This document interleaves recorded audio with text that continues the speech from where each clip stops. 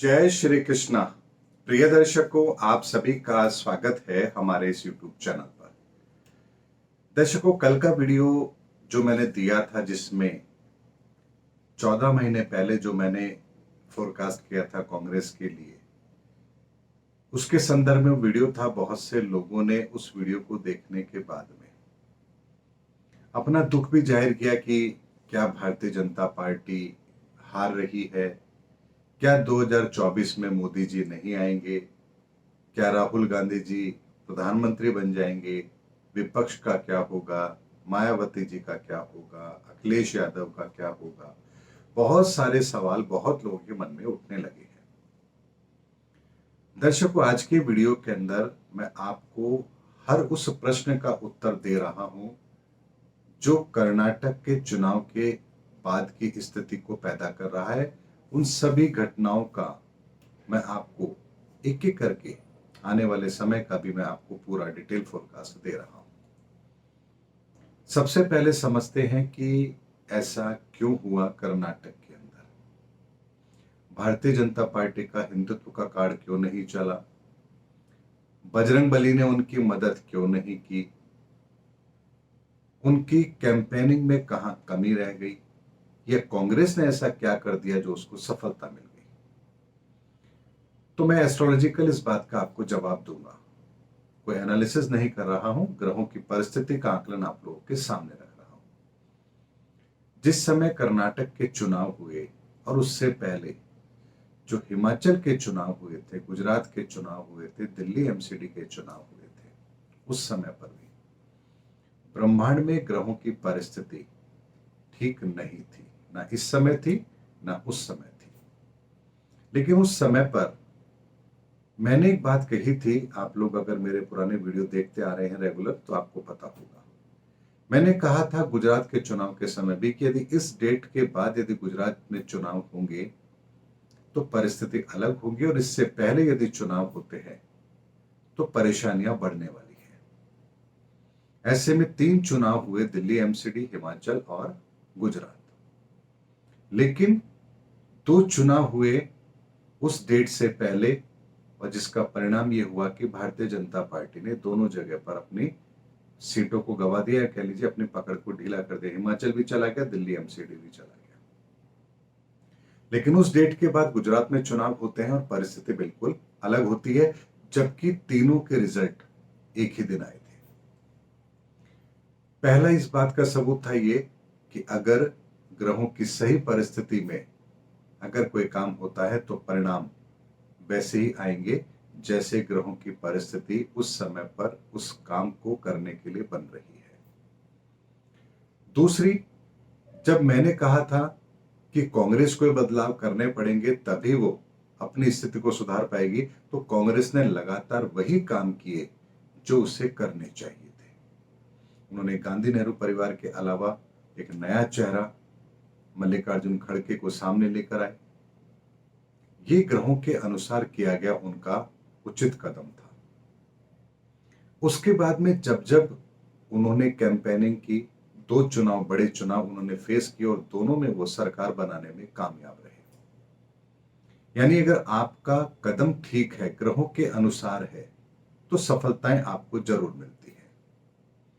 लेकिन कर्नाटक के चुनाव में जहां एक और कांग्रेस वो काम कर रही थी जो शनि से संबंधित था, यानी शनि आपको सुधरने का मौका देता है, आपको एक मौका देता है कि यदि आप अपनी गलती को सुधारेंगे तो शनि आप पर रहम जरूर करेगा। कांग्रेस ने वही किया, तो शनि की कृपा उनको मिली। क्योंकि इस पर्टिकुलर टाइम की अगर मैं बात करूं, जिस समय कर्नाटक चुनाव हुए, तो शनि पीड़ित नहीं था ब्रह्मांड के अंदर।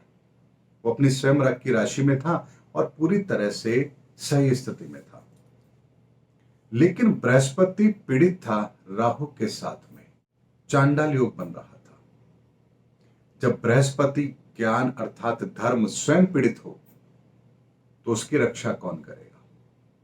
इसीलिए कर्नाटक के चुनाव में धर्म विशेष को लेकर के किसी भी तरह की कोई कैंपेनिंग यहां पर सफल नहीं हुई, क्योंकि बृहस्पति पीड़ित अवस्था में कभी भी वो ताकत नहीं देंगे कि आप धर्म विशेष को लेकर के कुछ बड़ी उपलब्धि हासिल कर लें, बल्कि आपको उस समय पर कुछ डैमेज मिलने की संभावना बनती है।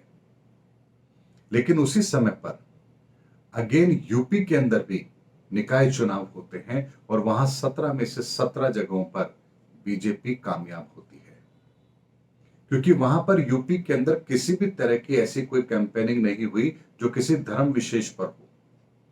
वहां पर कानून व्यवस्था को लेकर के, न्यायिक व्यवस्था को लेकर के, सुशासन को लेकर के, योगी जी के काम को लेकर के चुनाव मैदान में बीजेपी थी।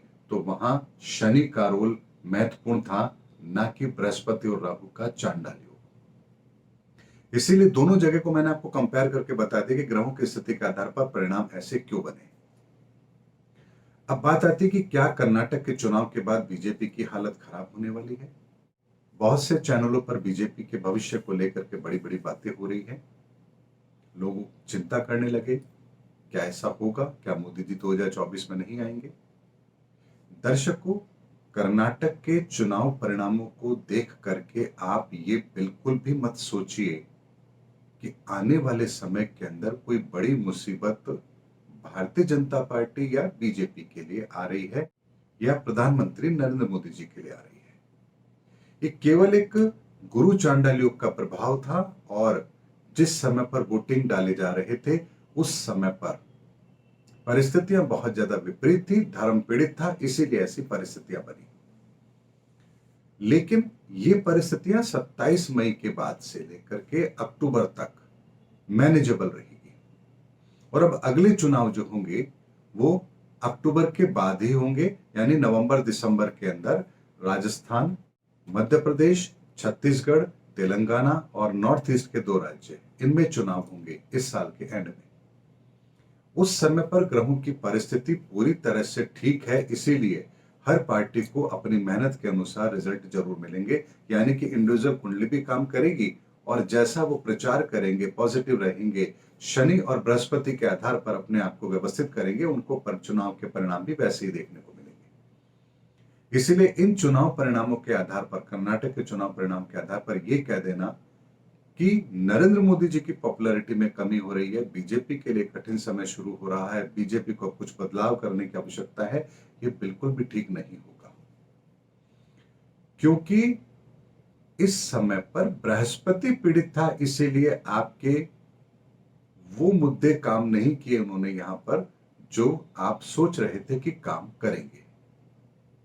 लेकिन आने वाले समय के अंदर 27 मई के बाद ग्रहों की परिस्थितियां धीरे धीरे मैनेज होना शुरू हो जाएंगी। इसीलिए भविष्य के अंदर आप कोई बहुत बड़ा डैमेज भारतीय जनता पार्टी को देखें या नरेंद्र मोदी जी को देखें, ऐसा नहीं है। कांग्रेस ने सुधार किया है, ग्रहों के आधार पर वो चल रही है, इसलिए उनको उसका फायदा जरूर मिलेगा। लेकिन यदि कांग्रेस ने दोबारा से राहुल गांधी जी को आगे कर दिया तो उसकी स्थिति वापस वैसी ही होगी जैसी वो मार्च 2022 से पहले की स्थिति में थी या उस समय थी। वो कांग्रेस का सबसे बॉटम का पॉइंट था, वहां से कांग्रेस ने अपने आप को सुधारा ही है। लेकिन 2027 तक यदि कांग्रेस ने राहुल गांधी जी को आगे करने की गलती की तो कांग्रेस दोबारा से वही गलती करेगी और दोबारा उसका वही हर्ष होगा जो 2022 में मार्च से पहले था। यह बात कांग्रेस के लिए मैं बहुत स्पष्ट शब्दों में आपके सामने रख रहा हूं। भारतीय जनता पार्टी के अंदर भी नरेंद्र मोदी जी को अब क्षेत्रीय स्तर पर नेता तलाशने पड़ेंगे पूरे भारत के अंदर, तभी आने वाले लगभग 10-20 साल तक भारतीय जनता पार्टी की आइडियोलॉजी हिंदुस्तान में काम करेगी। वरना प्रधानमंत्री नरेंद्र मोदी जी के बाद में एक बहुत बड़ा वैक्यूम क्रिएट होगा भारत के अंदर, भारत की राजनीति के अंदर, भारतीय जनता पार्टी की, उनकी अपनी पार्टी के अंदर, और जिसको उसकी भरपाई करना बहुत मुश्किल होगा। आप योगी जी को लेकर के अगर आशावादी हैं तो वो एक परिस्थिति अलग है, लेकिन जब नेशनल लेवल पर बात आएगी तो योगी जी की स्वीकार्यता कितनी है, उनका अपना नेशनल लेवल पर उनका एक्सपीरियंस क्या करेगा, इंटरनेशनल लेवल पर चीजें बहुत सारी अलग तरह की होती हैं। इसीलिए अभी ये कहना जल्दबाजी होगा कि योगी जी प्रधानमंत्री बनेंगे तो स्थितियां सामान्य रहेंगी या वो नरेंद्र मोदी जी का विकल्प बन सकते हैं। ये कहना अभी जल्दबाजी होगा, क्योंकि 2024-2025 की परिस्थितियां इतनी विकट होंगी कि आपके हमारे सभी की समझ को, सोच को बहुत बड़ा प्रभावित करेगी। ऐसे में अक्टूबर 2023 से लेकर के अप्रैल 2023 के मध्य में एक समय रहेगा जब भारतीय जनता पार्टी को बहुत बड़े डिसीजन लेने पड़ेंगे अगर 2024 का चुनाव जीतना है तो, और वो नेशनल मुद्दे होने चाहिए। उसके अलावा यदि लोकसभा चुनाव अप्रैल के फर्स्ट वीक से पहले संपन्न नहीं होते हैं तो ये भारत की राजनीति के लिए, सभी राजनीतिक पार्टियों के लिए और भारत के भविष्य के लिए एक बहुत बड़ा नेगेटिव संकेत होगा। क्योंकि अप्रैल के फर्स्ट वीक के बाद बहुत तेजी से ब्रह्मांड में ग्रहों की परिस्थितियां नेगेटिव होंगी और ऐसे नेगेटिव परिस्थितियों के अंदर चुनाव के बारे में तो आप सोच भी नहीं सकते। यानी जो परिदृश्य उस समय पर होगा वो थोड़ा अलग होगा और कहीं ना कहीं हर राजनीतिक दल की मेहनत को वो खराब जरूर करेगा। इसीलिए वो समय किसी भी तरह से भारत के लिए चुनाव कराने के लिए बिल्कुल भी ठीक नहीं है। इसीलिए 2024 में प्रधानमंत्री नरेंद्र मोदी जी वापस आएंगे, भारतीय जनता पार्टी को इतनी सीटें मिलेंगी या विपक्ष में से कोई आएगा, इसके बारे में फोरकास्ट करना अभी जल्दबाजी है, क्योंकि ये सब कुछ तय होगा लोकसभा चुनाव की तारीखों के आधार पर। कि आप मैदान में जब जा रहे हैं तो ग्रहों की परिस्थिति आपको कौन सा मैच खेलने के लिए प्रेरित कर रही है। इसीलिए 2024 के बारे में फोरकास्ट करना अभी जल्दबाजी होगा। कांग्रेस की जीत के साथ ही एक बात और यहां पर होगी कि कांग्रेस अभी अति उत्साह में भी है और कांग्रेस के जीतने के साथ ही विपक्ष के अंदर कई दल जो हैं, छोटे दल जिनकी मैं बात करूं, एनसीपी हो, समाजवादी पार्टी, बहुजन समाजवादी पार्टी, बिहार के अंदर जेडीयू, आरजेडी, इन सबको सेटबैक जरूर लगेगा, चाहे ममता बनर्जी क्यों ना हो। इनकी एकता को झटका जरूर लगेगा क्योंकि कांग्रेस अभी उत्साह में है और दो जगहों पर उन्होंने अपने दम पर सरकार बनाई है। इसीलिए ये आत्मविश्वास उनको कहीं ना कहीं विपक्ष के साथ में समझौता नहीं करने देगा। ये भी एक परिस्थिति जरूर बनेगी। इसीलिए अभी अक्टूबर माह तक 27 मई के बाद से ग्रहों की परिस्थिति धीरे धीरे धीरे मैनेज होगी। ये जितने भी भ्रम के बादल हैं धीरे धीरे कम होते चले जाएंगे 27 मई के पश्चात। उसके बाद में परिस्थितियां सामान्य रहेंगी। उस समय कैसा कौन निर्णय लेता है ये उस पर निर्भर करेगा। उस समय ग्रहों की परिस्थिति का आकलन करेंगे। लेकिन प्रधानमंत्री नरेंद्र मोदी जी या भारतीय जनता पार्टी, इनके लिए अभी कोई ऐसे खतरे की बात नहीं है जिसको लेकर के चिंता करने की जरूरत पड़े या आइडियोलॉजी पर पुनर्विचार करने की जरूरत पड़े। ऐसा बिल्कुल भी नहीं है। लक्ष्य बड़े हैं। परिवर्तन के इस दौर के अंदर जब कोई काम आप करने चलते हैं तो बीच बीच में ऐसे पड़ाव जरूर आते हैं जहां हमारी अग्नि परीक्षा भी होती है, कुछ जगहों पर हमें हार भी मिलती है। ये सब परिवर्तन के दौर के अंदर जरूर होता है। रामायण काल में भी हुआ, महाभारत काल में भी हुआ। लक्ष्मण को भी शक्तिबाण लगा, अभिमन्यु भी मारा गया। ये सब कुछ होता है। परिवर्तन का दौर जब होता है, वो भी इतना बड़ा परिवर्तन का दौर जो युगों में आता हो, सदियों में आता हो, तो उस समय पर आपको कोई भी कुर्बानी नहीं देनी पड़ेगी, ऐसा सोचना भी बेईमानी है। कीमत तो सत्य को भी चुकानी पड़ती है। इसलिए घबराने की आवश्यकता नहीं है। लेकिन कर्नाटक के चुनाव परिणामों को देख करके कयास लगाना ये ठीक नहीं है। मैं ग्रहों के आधार पर बात करता हूं, इसीलिए एक साल पहले ही कांग्रेस की स्थिति के बारे में भी आप लोगों को बता दिया था। और आज जब कर्नाटक चुनाव के बाद लोग संदेह कर रहे हैं भारतीय जनता पार्टी पर या नरेंद्र मोदी जी की पॉपुलैरिटी पर, तो फिर आपको वीडियो के माध्यम से बता रहा हूं, ऐसा कुछ भी नहीं है। कोई पॉपुलैरिटी में कमी नहीं आएगी, कहीं कोई किसी तरह की दिक्कत नहीं है। एक छोटा सा पड़ाव था जहां हमसे चूक हुई और होना स्वाभाविक था। अब अगर मुझसे सलाह ली होती तो मैं जरूर यहां पर कैंपेनिंग क्या होना चाहिए, किन मुद्दों पर चुनाव लड़ना चाहिए, इस संदर्भ में ज्योतिषीय आकलन जरूर दे सकता था, लेकिन सार्वजनिक तौर पर यह आकलन नहीं दिए जाते हैं। कांग्रेस वही कर रही है जो मैंने 14 महीने पहले उनको करने के लिए कहा। बेशक वो मेरे व्यक्तिगत संपर्क में नहीं है, लेकिन कहीं ना कहीं मेरे उस वीडियो को उन्होंने फॉलो जरूर किया है। इसीलिए दर्शकों, चिंता करने की कोई बात नहीं है। ग्रहों की परिस्थितियां 27 मई के बाद धीरे धीरे सुधरने भी लगेंगी। कर्नाटक चुनाव को लेकर के घबराने की जरूरत नहीं है, ये ऊपर वाले का परिवर्तन का बड़ा खेल है।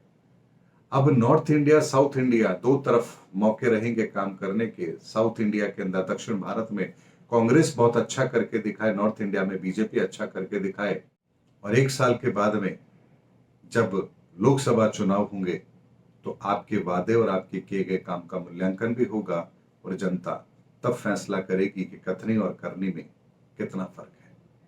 लेकिन ग्रहों की परिस्थिति का सामना हर इंसान को करना पड़ता है और उसी के आधार पर हमें परिणाम भी मिलते हैं। इसीलिए सकारात्मक दृष्टिकोण के साथ कर्म कीजिए। ये समय कर्म प्रधान का है। परिणामों को लेकर के चिंतित होने का, थक जाने का, हार जाने का, व्यथित होने का नहीं है। इन परिणामों में भी बहुत कुछ हमारे लिए अच्छा छुपा है। उम्मीद करता हूं दर्शकों, मेरा वीडियो आपको जरूर अच्छा लगा होगा। अगले वीडियो में आपसे फिर भेंट होगी, तब तक हमारे चैनल पर बने रहिए। जय हिंद, जय भारत।